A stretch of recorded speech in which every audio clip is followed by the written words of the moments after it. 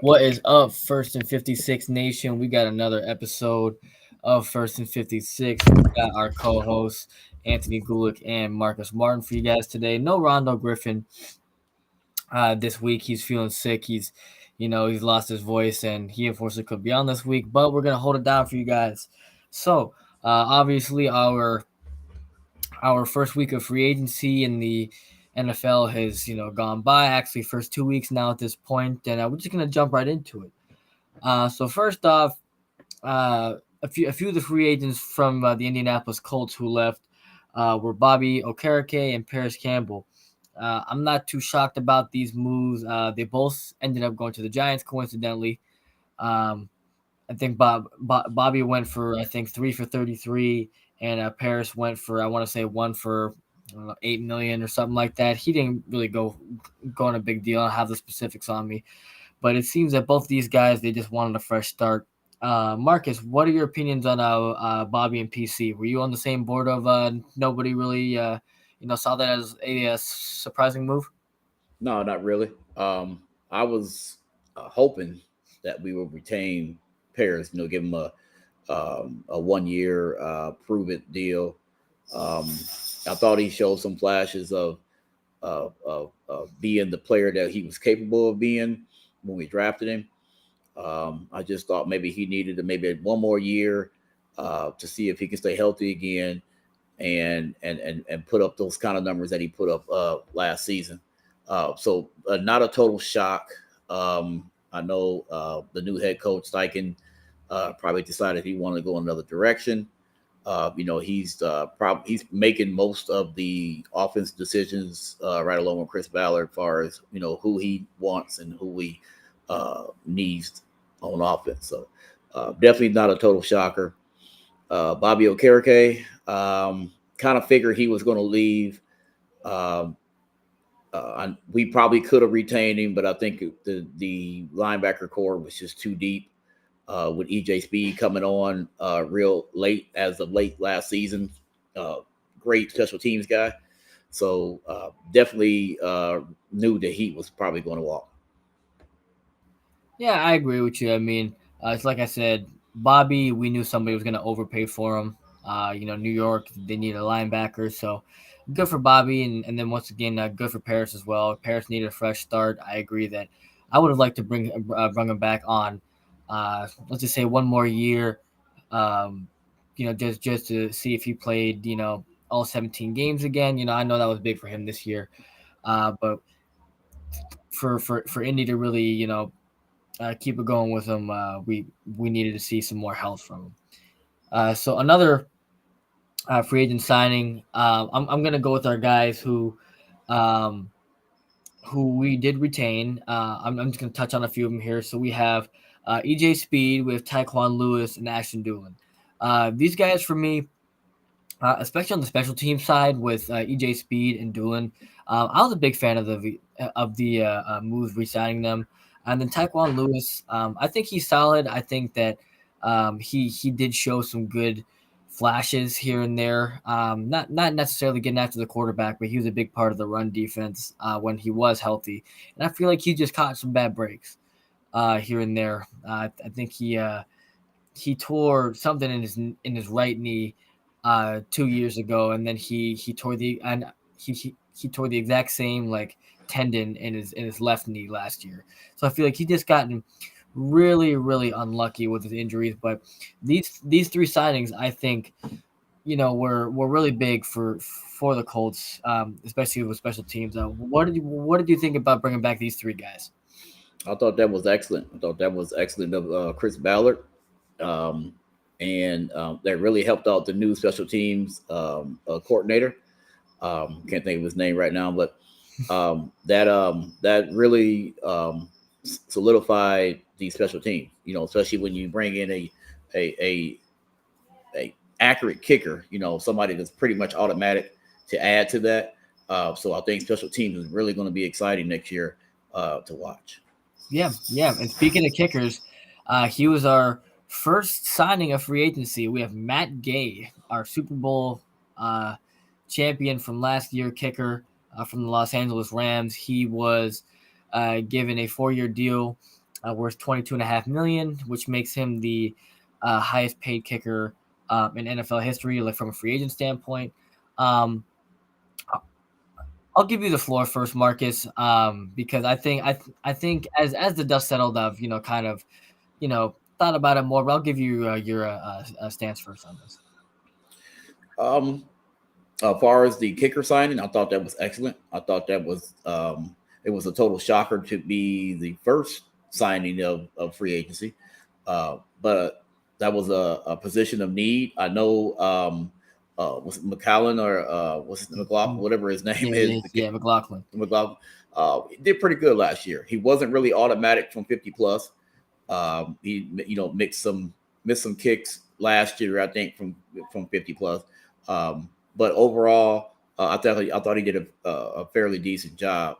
I didn't think that they were going to bring a new kicker in to basically actually give him the job. Basically, because you don't pay kicker that much money for him to be competing. So, but didn't really see that one coming. But it was definitely a good sign because now we solidified that part of the offense as far as being automatic. So I mean, it'd be fun to watch to not have to hold your breath or put a pillow over your face to hope and pray that somebody makes the kick. So I mean, this guy is solid. He's pretty much automatic. I mean, he's got a 89% field goal kick rate. So so I'm looking forward to seeing that. Yeah, yeah. I mean, from my perspective, when I first heard about the signing, I was a little more skeptical about it. Um, obviously, it's a big time move to bring in Matt Gay, but on the flip side, he's getting a lot of money. So, um, you're bringing him in to literally do one thing, and that's kick. Um, on Chase McLaughlin's side, I thought he was solid. Like you said, he wasn't really automatic for 50, but he was pretty solid last year. I thought that they were just gonna stick with him again. But on the Matt Gay side, he's making a lot of money. So if he's automatic, then he's worth every penny, and it's gonna look like just a really good signing. But then again, on the flip side, if he's not great, it's gonna look like a dumb move, because we're paying a kicker $22 million. So for my sake, especially with Rondo too. I know Rondo. He was a lot more adamant about the signing than I was. He was more upset about it. Now, granted, I was just throwing out the idea like, man, if he's not great, then it's gonna look bad. But I'm definitely a fan of this. But us as Colts fans know, like, especially with Vanderjagt. I mean, he was automatic. I don't think he missed a kick all year, and then when the kick counted, he missed. Right. So it's nice to have an automatic guy back in here, but I'm hoping, at least for my sake, that he is worth every penny of that $22 million. Now, there's three last signings I want to talk about real quick. I'm gonna go to defense, switch it up. The Colts signed Samson Ebukam, I believe, to a 3-year deal. I don't have the contract details on me right now. But he's a pass rusher from the 49ers. I believe he averages about 4 to 5 sacks a year. In my opinion, just to get my stance on this real quick, That definitely rules out a Yannick Ngakoue resigning. I think this is who he's taking over for. But he is more of a run defender. After watching the film and breaking down, his play style, he definitely does get after the quarterback here and there, but within his career, playing for the 49ers and the Rams, he's more of a run defender, and that is, a focal point of the Colts defense. Teams this year, at least of what I've noticed, they've definitely run a little more on us than I would like to have seen. Derrick Henry, he had a down year this year, and I was, of course, thinking, we're finally going to shut down Derrick Henry this year because he was having a down year. But, with definitely having Ngakoue in there, he's kind of non-existent in the run game. So, guys would just run all over us. So I'm actually pretty excited about this signing of Samson Ebukam. What do you think? And what were your initial thoughts about the signing? At first, I didn't really know too much about the guy because he wasn't a every down defensive end, so he was only coming in to pass rush maybe on third and fourth down. So I had to do a little bit of research on him, and that guy really has a motor. I mean, even though sometimes he never touches the quarterback, he always makes a play. And when I say make a play, he always is somewhere in the area near the quarterback. I mean, if you watch the guy take off from his stance, I mean, he's just fast and quick, and he has real quick moves. And like I said, he may not always get to the quarterback. But he always disrupts the timing and everything every time he's in the game. So I was, after doing a little bit of research on him, I was kind of skeptical at first. Like I said, really didn't know too much about the guy. But after going and watching a few films and checking out what this guy's really all about, I'm actually really excited to see what he can bring far as a pass rush to this Colts defense. I know with the re-signing of Tyquan Lewis, which was my first call there, that's really going to set up the defense on the run game.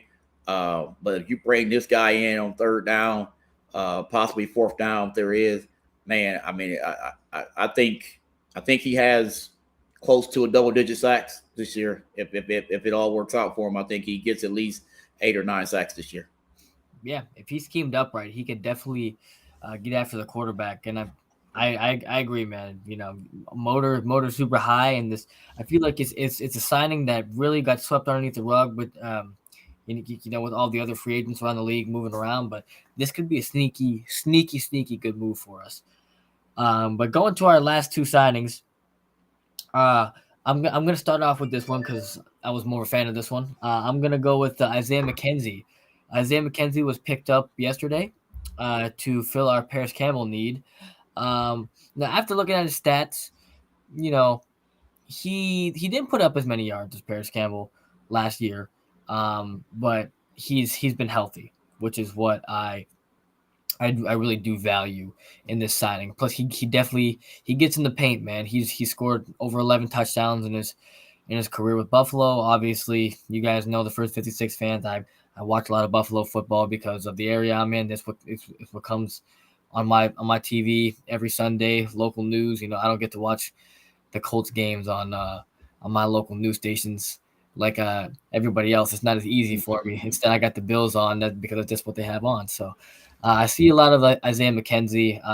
I think he's a sneaky good route runner. He's also a big play type of guy. And I was a big advocate of this signing. And just looking from our guy Rondo's notes, looks like Rondo liked this one as well. He's a really Rondo said he's a prototypical slot guy, lead speed and return specialist, questionable hands, but he made some nice strides with Buffalo last season. So I'm a fan of it. Rondo's a fan of it. Marcus, what was your take on this? I thought it was real big. I knew once we signed him that there was a chance that Paris wasn't coming back. I think His vertical route running, Isaiah McKenzie's is solid. Um, the guy can get open. You can use him on jet sweeps. So I'm actually looking forward to see what Steichen can draw up far as play wise for Isaiah. And he gives us that vertical threat too. I don't think he's as fast as Paris, um, but I mean, if you watch his route running, I mean, he's quick out of his breaks. He's got the moves to shake defenders. Um, I watched a few Buffalo games. Matter of fact, when the Buffalo played the Colts, I think Isaiah was one of the players that actually tore us up in a few of those games. So because the guy was always getting open. So I'm actually kind of looking forward to seeing him grow, learn the playbook here in Indy, and shoot, I'm actually looking forward to him scoring touchdowns because I know he can do it. So I was a big fan of that signing. So Yeah, I agree, man. Isaiah McKenzie, as soon as he got released, which I honestly don't know why he got released from Buffalo. I think it might have just been like a salary cap relief thing. But I was a big fan of that move, picking him up. But I'm going to go to our last signing here, which was a bit of a controversial one. It was Gardner Minshew. Gardner Minshew he was brought in to be a backup quarterback. He's very familiar with Shane Steichen's system. Just to give my personal opinions first. Personally, I didn't really mind it. I don't have the contract details for this as well. But I wasn't too opposed to it. I'm pretty neutral, not too high, not too low. I'm like he's clearly coming in here to be a backup. He's not going to do anything special. Or if we draft a quarterback, he's not going to start week 1. We can start Minshew first few weeks, and then we can have our rookie start after that. But I'm gonna read Rondo's reaction because it was a little more animated. At first, he said "hell no" to the signing. He didn't really see a point in it. But after the smoke settled, he is okay with it. He probably is/was the best bridge option in the QB market before for whoever we drafted for, and I think he'll be a good pairing with him. And just like I said, he's a Shane Steichen fit. He knows his system, and it's only a 1-year deal, so we don't really expect him to stay. I'm gonna talk more about what this means for the quarterback situation later on, but Rondo seems to be okay with it now. Like I said, I'm pretty neutral on it. What was your stance on the Gardner Minshew signing? I thought Gardner was just um, a teacher. That's what I thought the reason why they brought him in, to teach and to teach the new young rookie coming in that whoever we draft, the playbook because he knows Steichen's offense. Um, I didn't look for him to come in to be a starter. Maybe early on, if that, it all depends on how the rookie handles training camp. You know what I'm saying? Um, but I thought it was an excellent backup choice due to the fact that he knows the offense. Um, and Gardner brings a little bit of fire, to the team. You know what I'm saying? Especially out of the quarterback position. So uh, the guy is wild. I mean, like he kind of reminds me of Joe Dirt. So. But I thought it was a pretty good signing. I didn't think it was the best. I didn't jump head over heels for it, but um, skill position wise, and just bringing him in to show the young guy the offense. I'm on board with that. Yeah, I agree. Just like Rondo said, and you as well. He's clearly here to be a backup, and he's more of a teacher type. I mean, especially if you bring in a guy like Will Levis. I mean, I think that's just a perfect you know teacher for Will Levis there on how to prepare and get ready for NFL football.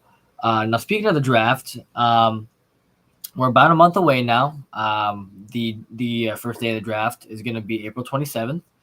Um, and obviously stuff has changed. Carolina's traded up to number 1, and we're hearing a bunch of smoke about different players being selected first overall. Um, so I'm just gonna give a little update on what I think is gonna happen at 4. Then I'll get your opinion. At the time of this recording, the Ohio State Pro Day was earlier today, and Frank Reich and Josh McCown were there. Frank Reich talked to Stroud's family. Josh McCown is obviously now his new quarterback coach. He was there. They were talking about him being in Charlotte, living in Charlotte. So we can looks like now we can pencil in C.J. Stroud as being the number 1 pick. And then we are going to be expecting Bryce Young at 2 from Alabama. So at this state, we are pretty much looking at Anthony Richardson and Will Levis at this point. I've gone with a change of heart. I mean, I'm a fan of both prospects. I wouldn't be upset if either got drafted, as we said last show. But I'm thinking that this might be a Will Levis move. I'm not sure. If Gardner Minshew would have gotten signed if we wouldn't be drafting a pocket passer. Now, granted, in Philadelphia, Jalen Hurts was the quarterback, and Gardner was the backup, and it's two basically different systems because when Jalen Hurts went out at the end of the year last year, the offense looked very different because Minshew is more of a pocket passer and Hurts is a more mobile guy. But I'm thinking Will Levis for us at this point.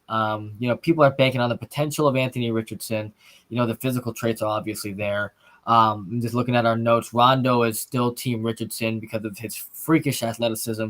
His traits could even maybe open some eyes in Carolina, or Houston. But I'm thinking Will Levis for me right now, just because in the past we've seen the types of backups that the Colts have. Like after trading for Matt Ryan, you want to keep somebody similar.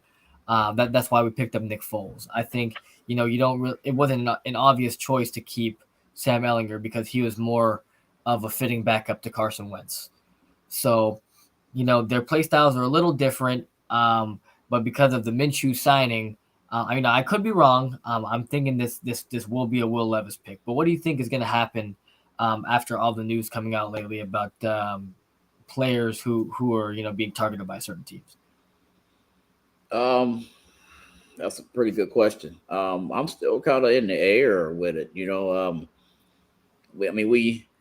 really don't even know if CJ is going to be taking number 1 to Carolina.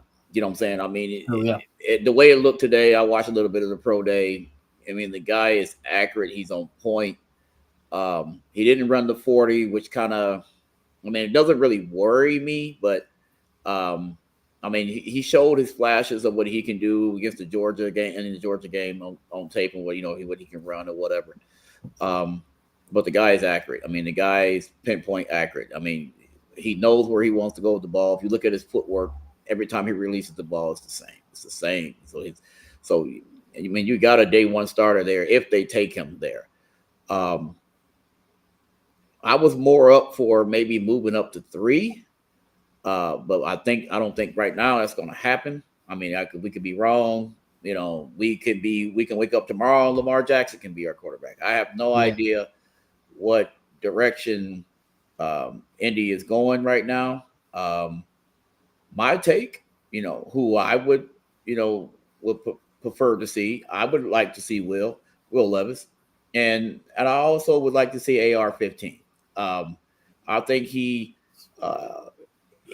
with his physical and his athletic ability, that will be something new that we have never ever seen in Indy before. A dual threat quarterback. We've always had the traditional of the pocket passes, the Peyton Mannings, the Johnny Unitas. All of those guys were pocket passers. You know what I'm saying? And even Andrew Luck. Andrew Luck really didn't run as much. He did when he had to. He did, but he didn't have. Most of the time, Andrew Luck sat in the pocket as long as he could. But bringing a guy like Will Levis and AR-15 to the Colts, it gives us a more dynamic offense. It gives us that dual threat quarterback where defenses really have to play soundly because he can take off at any given time. So I'd like to see either one of those guys. In Indy. My hope we draft. At 4 or 3, or if you move up or whatever. I think I'm gonna be on Rondo's side. I think I'd rather take AR-15. Um, but I would definitely wouldn't be mad either if we took Will Levis. Yeah. Like I said, I'm fine with either of them at this point. The thing about Richardson, like I just said earlier, is just those physical traits, man. And if somebody in Carolina, if their front offense, if they're blown away by his pro day, if he has one, um, if he's a front runner, I think, in my opinion, Bryce Young is going to be number 2 overall. But if they select Richardson at 1, I think at that point you have to trade up to 3 because they're that spot ahead of us. I mean, one team that definitely scares me is the Raiders. I mean, the Raiders, they just picked up Jimmy G, but that doesn't mean anything to me. I feel like the Raiders, if CJ Stroud is there at 3, they're going to throw the barn at Arizona to try and get that 3rd overall pick. So I think that, on draft night, it's going to be very interesting. Do I think that we trade up to 3 if CJ Stroud is selected 1? I do not. But if Anthony Richardson is selected number 1, then I believe that we have to trade up to 3. I don't care if you got to give up a first next year. I don't care if you got to give up a second next year, or 2 2s, or a 2 and a 3 next year, or a second next year and this year's 3. I say do it. Go out and get your guy because this draft could potentially change the course of our franchise if this guy pans out. So it's going to be curious to see what happens. Like I said, we are a month away. There's still a lot to be said. Like I said, the Ohio State Pro Day was just today. There's going to be a lot more workouts and stuff coming soon. I think Anthony Richardson's is on Friday. Friday? Okay. Yep. And I think Bryce Young's is tomorrow. So, and I think Will Levis is tomorrow also, I think. Okay. Or is it sometime next week? I can't remember.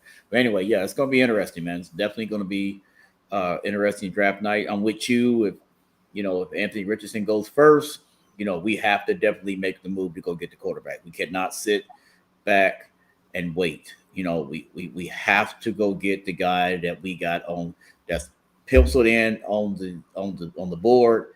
And if it's one of those guys, we have to go get him. I don't care what you give up, you have to go get him. Yeah. I mean, and like, it's, especially if that's your guy, I mean, like, go out and get him. Go out and get him. I mean, like, for any team, really. I mean, because Carolina was sitting there at 9, and I've seen a lot of Carolina fans after they've been hearing the Anthony Richardson buzz. I've seen some Carolina fans who are upset about, trading up to 1 to go and get Richardson. If that is the pick, they're upset because that's a guy that they think that they could have gotten at 9. Mm-hmm. But in reality, how do you know he's going to be there at 9? Right. Like if that's your guy, trade up and get him. I mean, literally the Jets did it with us back in 2018 when they wanted Sam Darnold, and we got that huge haul. Now, granted, do I think that Ballard would give up a huge haul? Probably not, but he would definitely, give up a decent amount of assets to move up 1 spot. But the Jets did it. If you think that's your guy, then I say go for it. So, it's like I said, it's gonna be interesting to see, especially with Anthony Richardson's pro day. I know, these pro days are catered towards the quarterbacks, but this guy, I already know he's going to be looking pretty good.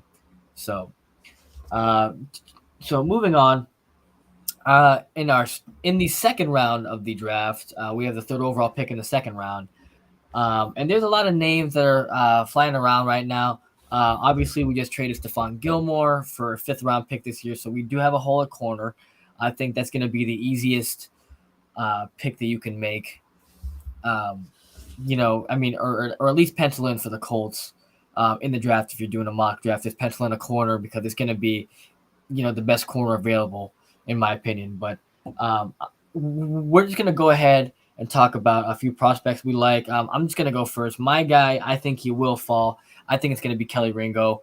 I think he's suffering from AJ Terrell syndrome, where he got cooked in the national championship game by the best receiver in the country. He got cooked by Marvin Harrison. Now, granted, I can't remember now if that was the first round. Actually, yeah, it was the first college football playoff game. He got cooked by Marvin Harrison Jr. and people were calling him trash. And it was the same for AJ Terrell coming out a couple years ago. You know, he had to take on Jamar Chase and Justin Jefferson, and you know, it's hard to cover those guys. Like those guys are top 5 receivers in the NFL. Marvin Harrison, I'm not gonna sugarcoat it, but this guy coming in next year is going to be a top 10 selection. He's probably going to be a top 10 receiver in the NFL very soon. So I'm not taking that against him, but I think he's got all the tools. He was a top 5 prospect coming out of high school. He's 6'1", 6'2", taller type corner. And he's just been falling down draft boards, like I said, before that game, like earlier, like say back in January when they're doing mock drafts, he was a penciled in, like say top 10 pick. And now, people see him falling down to the second round. So if he falls to the second round, I would like to see us take Kelly Ringo. Oh, that sounds good. That sounds good. I haven't really been studying the cornerbacks. Because I'm more of an offensive guy. But I know Rondo, he was talking about this guy named Julius Brents, and just doing a little bit of research on him. Kansas State product, hometown product, Indianapolis, Indiana guy. 6'3", 198 pounds. Definitely fits the mold of Gus Bradley's defense. Tall guy, quick, nice vertical. Didn't really do a whole lot of film watching on this guy, but I've seen a couple of ESPN analysts really hyping him up a little bit, as far as his cover skills and stuff like that. So if this guy falls to us in the second round early, or even if we think somebody's going to take him in the early first, jump in there real quick and give up a third or fourth of next year's pick and try to move back into the first and grab this guy. I like his height, his vertical, his cover skills. So I think if he falls to us right around that, where we draft at 36, 34, take him. It wouldn't hurt.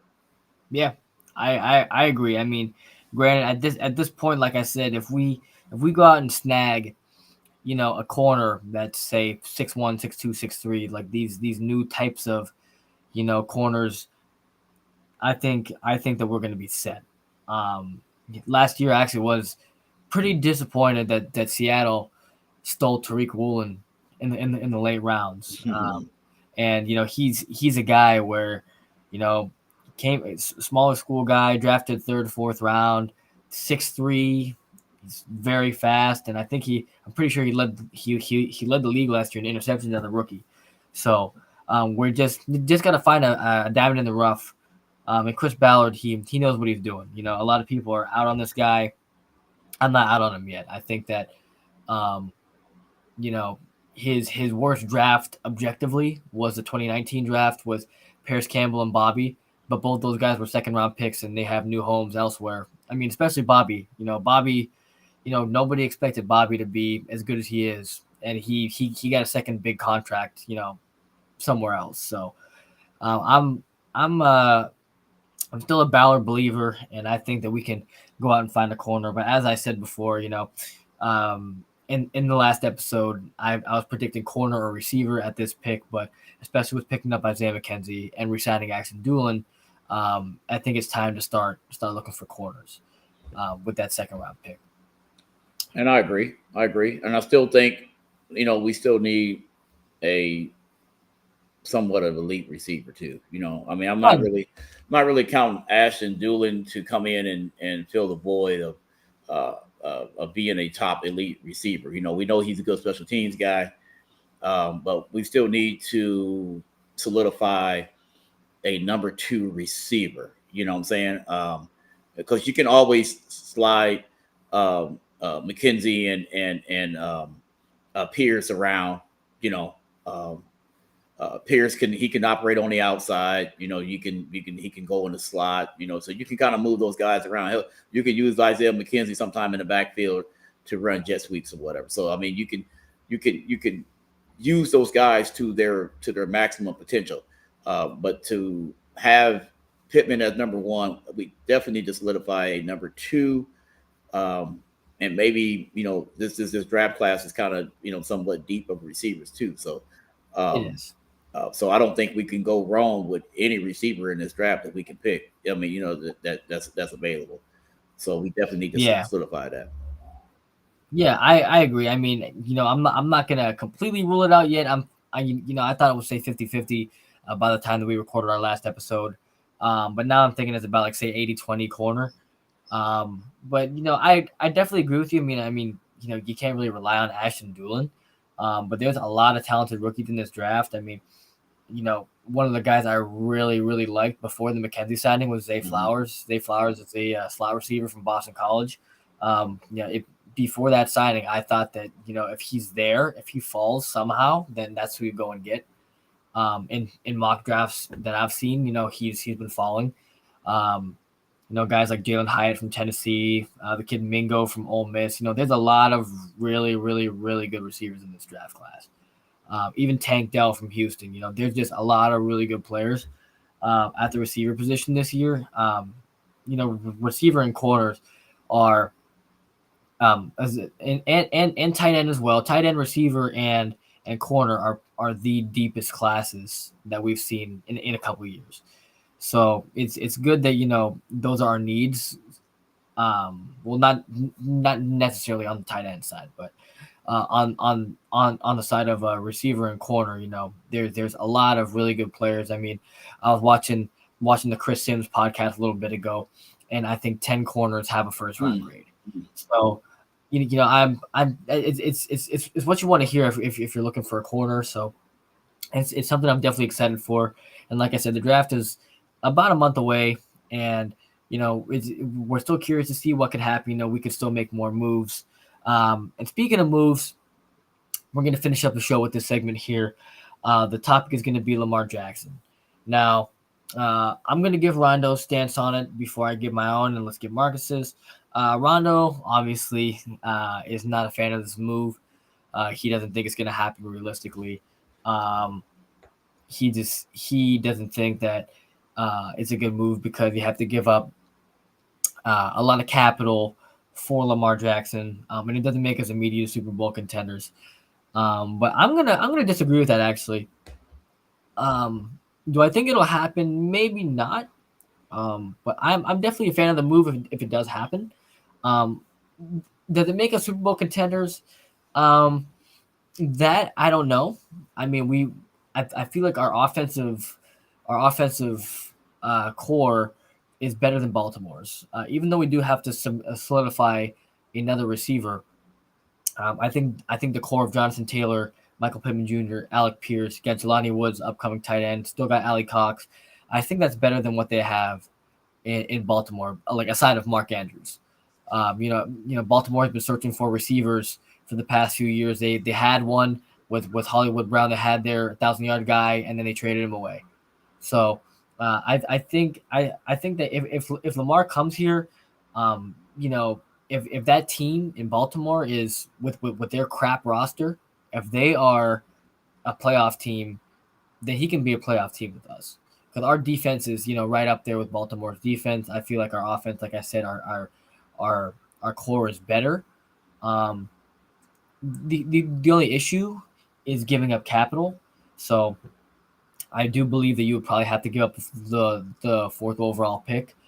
You would probably have to give up maybe a player in the deal. Not sure how the money would work out, and obviously you have to pay his big contract. But I feel like Jim Irsay would definitely give Lamar Jackson a blank check. That's what he wants. And just to defend Lamar a little bit more, he's not a bridge quarterback. He's a 26-year-old player. He's a former MVP. He's shown that he can done it. He just had a few stinkers in the playoffs, but then again, I just think that Baltimore is a crap organization. I think that their coaching has costed them. John Harbaugh's aggressiveness has costed them, just like how Frank Reich's aggressiveness has costed us. I see every year the games against the Steelers where they go for it on fourth down and they lose. So, it's just games like that where I don't think Steichen makes those mistakes. Even though even though Harbaugh, an established coach in the league, they've just run into a lot of bad luck and they've just lost a lot of tight games, which I don't think we would lose if we had Lamar Jackson. Well, let's get your opinion on this, Marcus. How do you feel about a potential Lamar Jackson, quarterback in the Indianapolis Colts?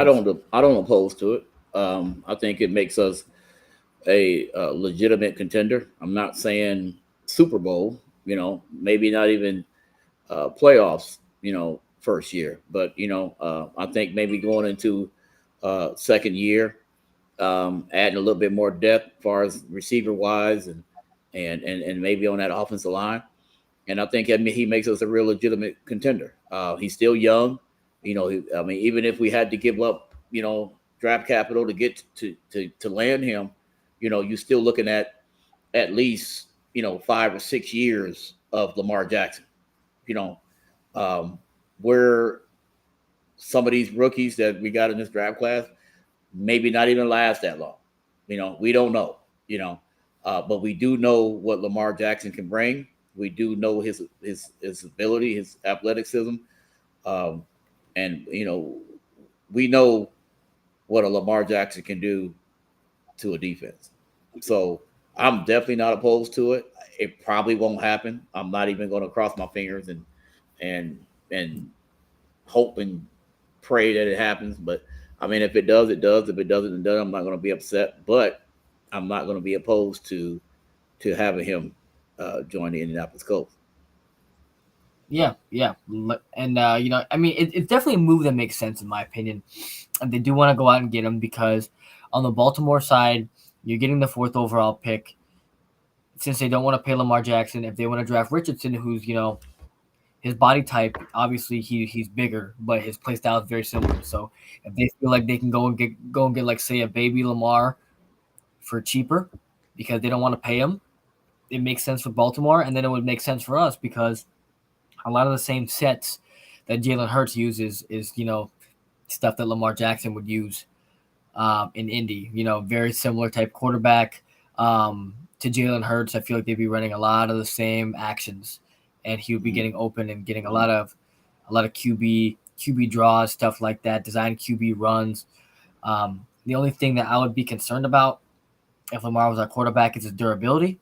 Obviously, his injuries have been a concern, and people were, questioning if he wanted to play last year, questioning his injuries.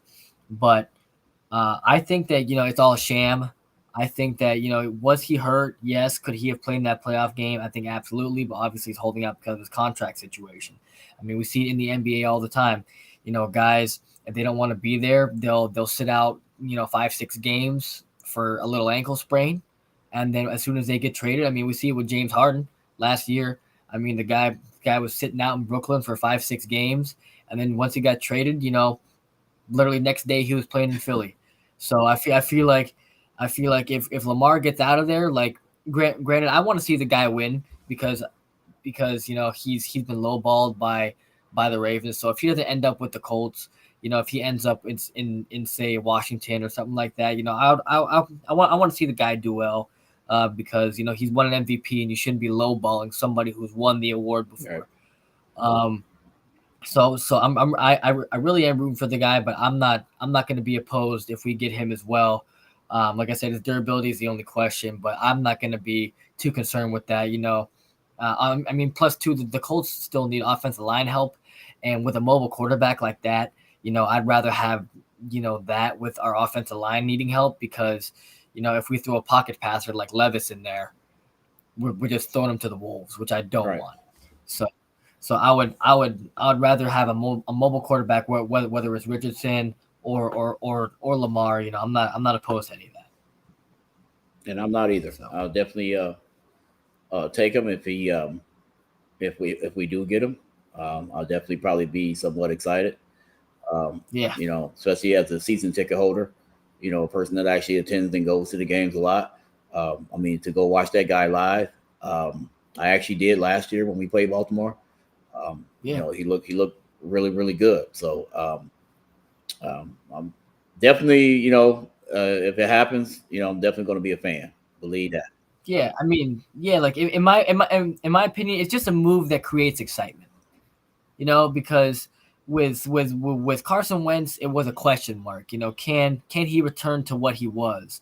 But Lamar Jackson literally is just holding out for contract reasons. He's not really, holding out because or because he had a down year. I mean, same thing with Rivers. I mean, Rivers had a very good year with Indy, but the year before, he had a down year, and then they gave up on him, and then that led him to being, available, which we did take him. But Lamar Jackson is not in a slump or anything like that. He is still performing to the best of his ability, and I think that it's just a move that if they somehow pulled it off, I wouldn't be opposed to it at all. Definitely would. Yeah. So looks like that's going to conclude this episode of First and 56.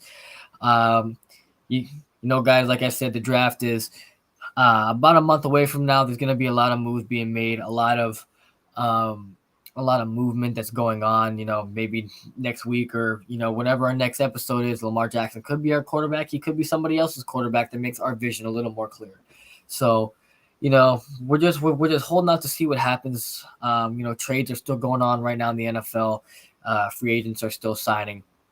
There's still lots of moves that are being made. But let's definitely give our sponsor, Sideline Sports, a new partner, give them a follow. And then very soon we will be live streaming on YouTube under Sideline Sports. So definitely keep an eye out for that. But thank you guys for tuning in to First and 56 this week. We have myself, Anthony, and then we have Marcus. Rondo will be in for our next episode. And peace.